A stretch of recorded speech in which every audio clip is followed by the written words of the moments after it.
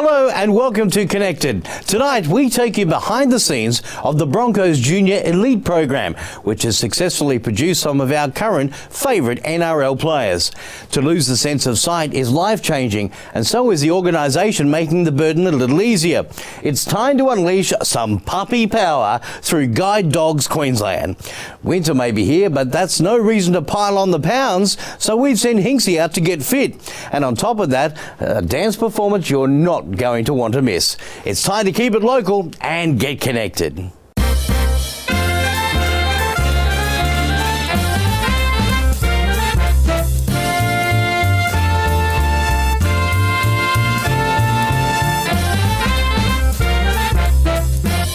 Well, first up on the program today, ever dreamt of being a player for the Brisbane Broncos? Have you wondered just how Corey Parker or Sam Thaiday got to where they are today? Well, it may well have been through the Broncos' in-house elite player development program. And to explain a little more about it is the manager and recruitment officer for this initiative, Simon Scanlan. Simon, welcome to the program. Thank you. Thanks for having me. Tell us a little bit about the program. The EPD, or Elite Player Development Program at the Broncos, commenced in 2006. The program's designed for players of teenage years or 13 years of age through to 17 or 18, through their high school years. The program there was a need there for the club to educate our young players coming through those years. So by the time they got to the senior football ranks, they were able to train and play at that level. Mm-hmm. For years there, young players would leave school and it'd take some time then to pick up or to progress onto that senior football level, and we'd lose a couple of years of those players. So the program is broken up into a few different areas. We do a skills component with the players, with a full-time skills coach. We do a strength and conditioning or physical development part of the program with our physical development coach. And we also have a welfare department which works on the boys' careers or their education and career, and also a wellbeing part of the program. So it's a holistic program designed for the players, not just as a football player, for them as a young person. And on and off the field as well? Oh, absolutely. And the focus on it more so when they're of teenage years is their school. So it's really important for those boys to be good young men, first of all. It's important that they're attending school, their effort's good and their behaviour's really good at school, which will give them the best marks they can get at year 12. So the likelihood of them progressing onto NRL football isn't huge. So as a club, we've got a responsibility to those players to give them a pathway outside of football, both inside and outside of football. So the program started in 2006 and has been very successful for the club. Has there been many challenges working with young people? Yeah, there's a number of challenges. One of the biggest ones for our program is the geographical location of our players. So we'll search, throughout Queensland, New South Wales and New Zealand. Mm-hmm. So working with those players from a distance can be difficult at times. We can fly them in for certain sessions, but we need to work with those players in other ways rather than bring them to the club all the time. So there's ways we do that through our internet program. Also a challenge for the players is they all mature at different ages and different stages. So their physical development, also their mental development is different for every player. So the challenge for us for the young players is to individualise our program. You not treat them all the same. Yep. And work with those boys for the best outcome for them. So they've all got their own challenges they need to improve on. So it's identify those challenges and work on them for the boys. And especially in that age bracket, it's a very formative time, isn't it? Absolutely. They're trying to work out who they are in life, as we all are at different stages, but particularly for teenage boys, socially they're trying to work out where they fit in, to know who they are, and it's a delicate and probably vulnerable time for a lot of young boys to work with them too. So we're very mindful of that. The welfare department is really good at sitting down with the boys away from the football and work with their social issues if they have any. But it is something we're very mindful of for sure. I know you played. I bet you wish this program was around when you were coming through the ranks. Yeah, it's changed a lot. The football game, it hasn't changed itself so much. There's three things that haven't changed with football: is you've got to control the footy on the field, you've got to be able to tackle, and you've got to be able to play for each other. So those things haven't changed, but the things that have changed over the last 20 years dramatically is more around the preparation of games and training and the recovery. A lot of sports scientists come into the game in the last 10 years particularly, which has been a huge help for for the players to stay on the field, for them to prepare and to recover. So that side of things would have changed the most. We are getting better, probably produced athletes in the game because of that. But yeah, for sure it has changed a fair bit on the training sense. Yeah. You mentioned that science. I mean, is that in the form of like one-on-one mentoring with the players, is it? Yeah, well, the science of the sports science part of it is both on an individual basis and a team basis. So right. The amount of training load the players have nowadays is a lot. So they try to reduce that the best they can by getting the most they can out of the sessions they're doing. For our program, you know, we work on long-term athletic development as the science behind our program, which is working with players from a young age, putting a number of hours or contact hours into those players. So by the time they leave school, it's ingrained in them that the skills they have, it's ingrained in them the approach they have to the football to give them the best chance to progress onto senior football. Yeah, and of course many that are currently in the NRL roster have come through this program. Yeah, absolutely. We've got a lot of players who have come through the program, have gone on to play both at our club and other clubs.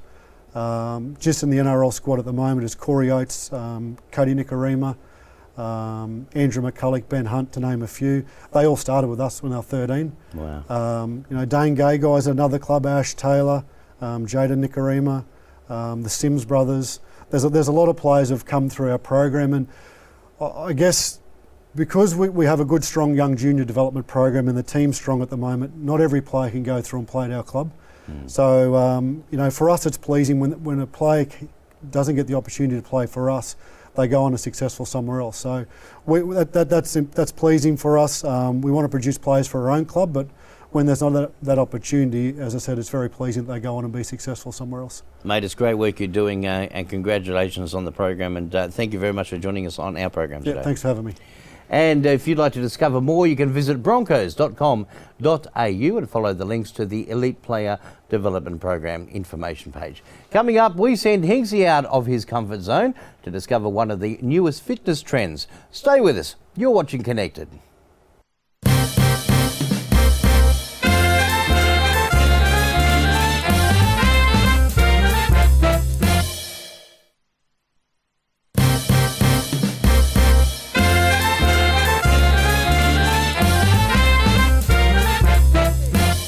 And welcome back to the program. Well, getting fit and beach ready may not be the first thing on your mind during the winter months, or for me at any time of the year really. However, a new fitness trend seems to be getting a lot of people motivated to reach their body goals. We sent Hinksy, a man who has more fitness challenges than most, into the depths of the unknown to get a fit hit. Hi, it's Hinksy. Today I've been brought along to a fitness studio and I have no idea what we're doing. We'll be doing pole fitness.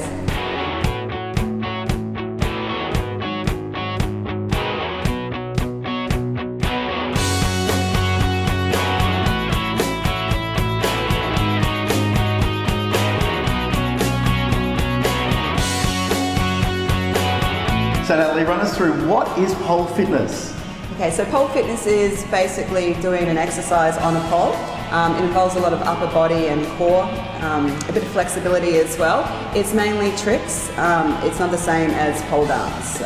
And pole fitness obviously is very good for your body. It is. What are the physical benefits? Physical benefits, a lot of upper body strength, so you get some pretty good guns going on. Nice, I need some help. It is, yeah. Your core, it really tightens up your belly. I think if you have good exercise and diet, you'll find you get abs after about 6 months of doing pole fitness or pole dance. So there's lots of different benefits, as well as confidence, coordination, being able to dance a lot better, feeling better about yourself. So there's a lot of physical and there's a lot of mental benefits to it. So who can do it? Anyone can do it. Absolutely anyone? Anyone, yes. So it's not just women that would come along and do it, you can have guys come in and do it as well? Absolutely, yeah, we have guys. We've actually had the world champions for 2009, and we've had doubles IPC champions here, which is mixed male and females doubles. We have Mr. Pole Dance Australia that's currently teaching for us at the moment, Adam Lim. So yeah, we've had lots of guys do it, and there's actually competitions that allow for males competing. Wow, so 2009. where did you get the idea to bring this into a class? Okay, so, well, I managed a strip club from 2000 to 2003, and I tried hiring someone to train my dancers because I was dancers manager. There was no one available, there wasn't such a thing. So I left in 2003, became a personal trainer and started doing fitness and dance, and pole dance and fitness. And have a lot of people really embraced it? They have, yes. It's something that once you start, you can't get enough of because you're just always aiming for the next trick, and it's fun.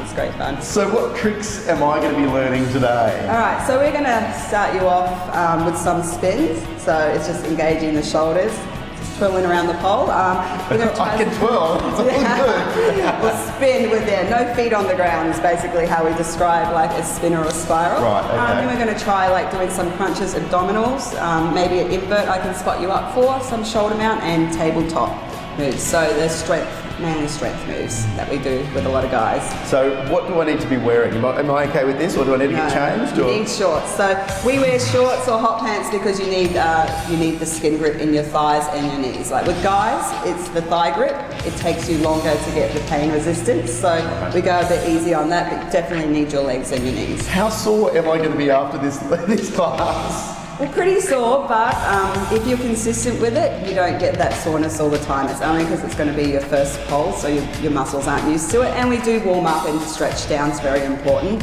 Well, I'll get changed and let's get to it.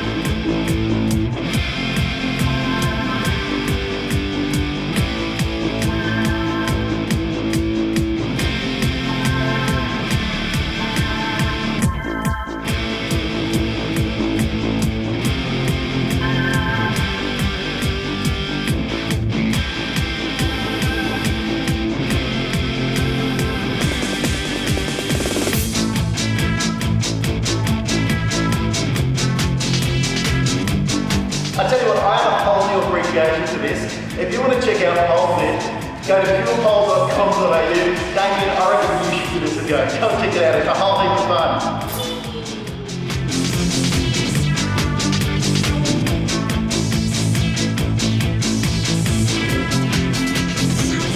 It's not really much more you can say after that, is it?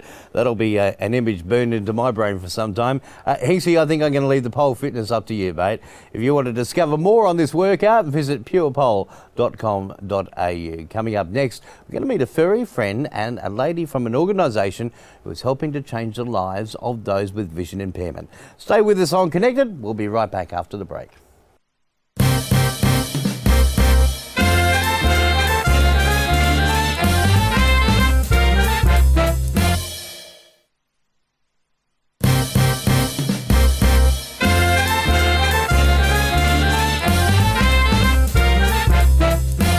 Welcome back to the program. Well, the number of Australians legally blind or suffering vision impairment is staggering. For hundreds of thousands of Australians, this daily struggle would be much harder without the great work being undertaken by Guide Dogs Queensland. And joining us to detail just what it takes to train one of these magnificent canines is Aileen McGregor-Lowndes and her special guest, Charlie. Aileen, welcome to the program. Thank you very much, Damien. Now, of course, we know that you supply dogs, but there's a lot of other things that Guide Dogs Queensland do. Certainly do.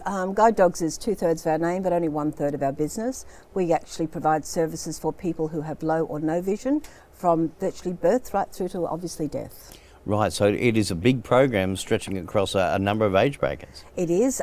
We have a children's services that we operate in Brisbane and in Townsville and in the Gold Coast, and we have children there from as little as a few months of age, and they come with their parents, and there is a family unit, so obviously we can help them with many different things. Some people will remember what people did with children did with block wagons, Yep. with the blocks and they would push them into the wall and they'd get into trouble from their parents because they were damaging the wall. Something like that's like a cane for a 2-year-old.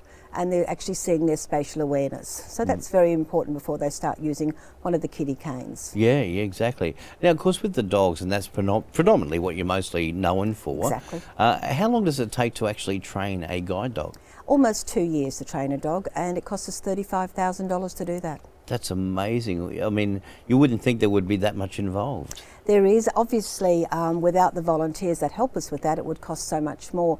The puppies are all born at Guide Dogs Queensland, and they actually go out to puppy raisers about 10 to 12 weeks of age, and that time they're socialised, they come into training on a regular basis, and we have our puppy raisers supervisors who go out and check with the how they're going with the dog and make sure the dog is being socialised.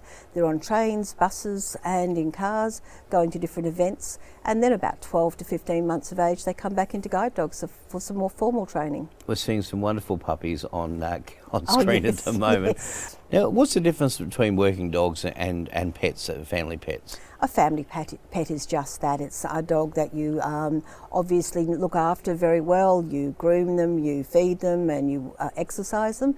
With a working dog, you do all of that and more. The dog will actually work with you for the length of time that you need it to work. So if you're going to work or coming to university here, then the dog would know its route, and you would say this is where you're going, and you'd get on the bus, off the bus, and say to come to B block, and the dog would know to come to B block. So whilst the dog is in harness, the dog is working. Remove the harness and the dog is not. It's not in work. Right, and that's free time for the dog. Free time for the dog, and I can assure you they're like little puppies when you take those harnesses off. They just are very focused. People will often say they look sad, but they're just extremely focused on the work that they do. Now, of course, you mentioned the enormous price to train these dogs and get them ready for working life. Yes. Where does the funding come from? We have various types of fundraising that we do. Mainly it's fundraising. 93% of the money that we need for training our guide dogs and working with people with low or no vision is raised by Guide Dogs Queensland people, and that comes from the corporate support, from the community.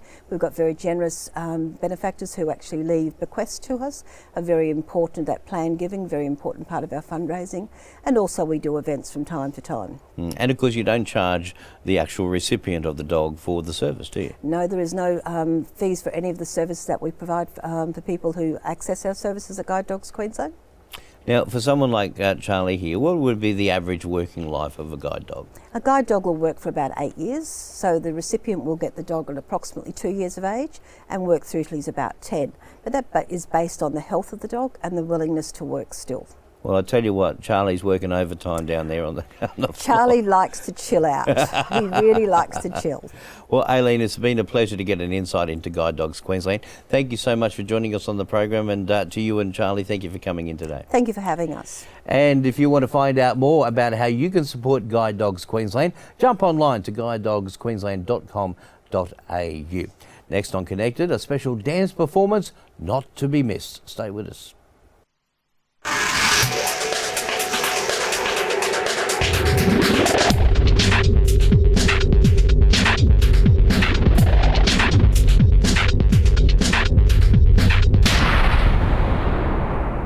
From Hawaii to Tahiti, New Zealand to Samoa, Heilani Polynesian Dance School does it all. And tonight we are joined in the studio by Heilani prior to a very exciting performance.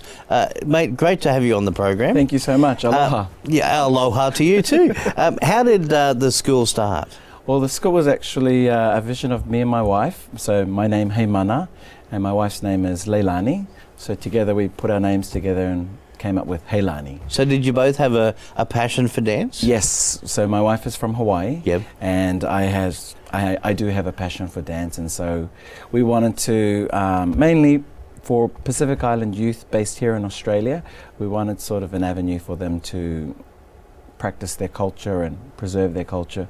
So that's when we started our dance school here in Of course, Brisbane. you cover many different, I guess, backgrounds and forms of dance, don't you? Yes. Well, my background is Tahitian and Maori, New Zealand. Right. So that's where the connection. My wife's from Hawaii and she's also part Samoan, so we figured to feature those cultures. Yeah. Mainly because that's our own identity. And it looks great, but there's also the stories behind the dances too, isn't Yes, all stories in Polynesia do tell a story, whether it's about birth, love, the creation. So, yeah.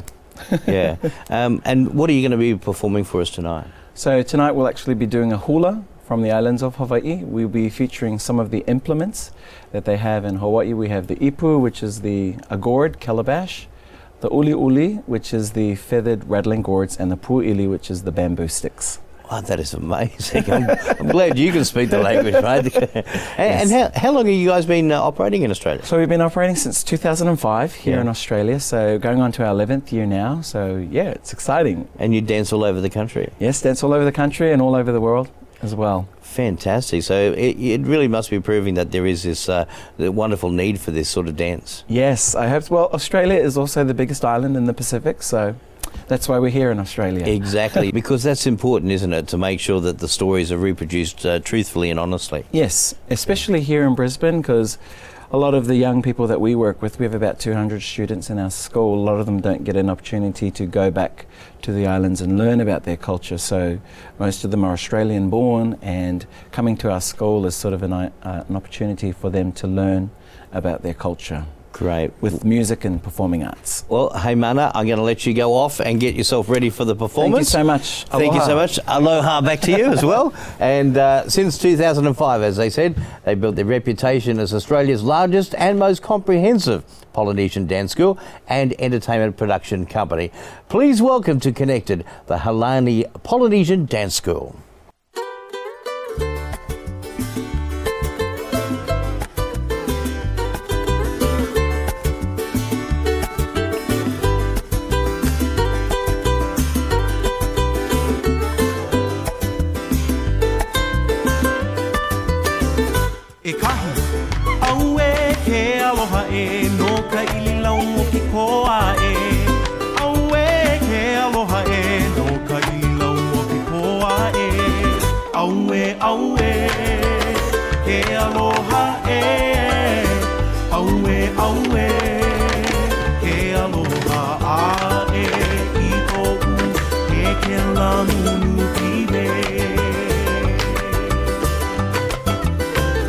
Elua, aue ke kanie kavi ke amoe. Aue ke kanie kavi ke amoe. Aue ke kanie. Aue ke kanie ae I o u he ke la munu vive.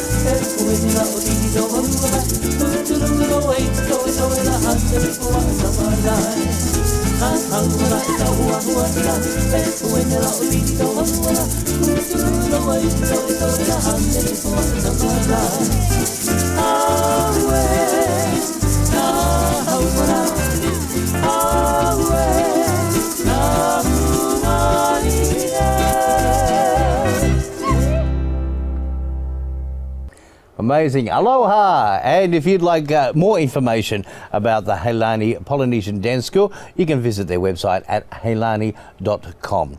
Well, for a recap on all of my guests today, you can also find those details on our Connected Facebook page or on our website, connectedtv.com.au. But for now, thank you for watching. And remember, keep connected. Until next time, from the entire team, bye for now.